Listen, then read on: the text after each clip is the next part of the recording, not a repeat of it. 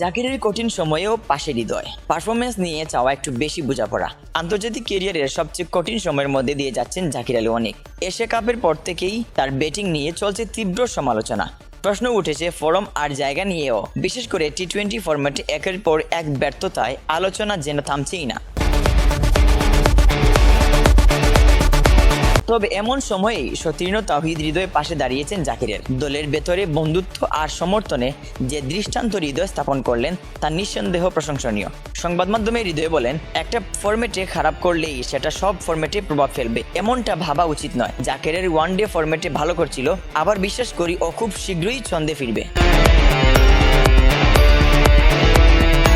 তবে বাস্তবতা বলছে আফগানিস্তানের বিপক্ষে সর্বশেষ ওয়ানডেতেও জাকির নিজেকে মেলে ধরতে পারেননি। ব্যাট হাতে যেমন নিষ্প্রভ ছিলেন, তেমনি উইকেটের পেছনে দৃষ্টিনন্দন কিছু মুহূর্ত তৈরি করতে ব্যর্থ হন। এতে করে তার সামগ্রিক পারফরমেন্স নিয়ে নতুন করে প্রশ্ন তৈরি হয়েছে।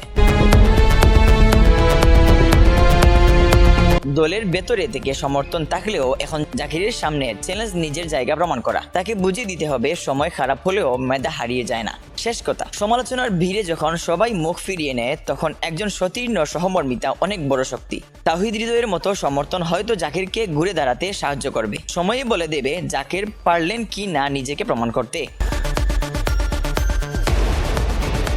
Mahmud Yahya, CS news.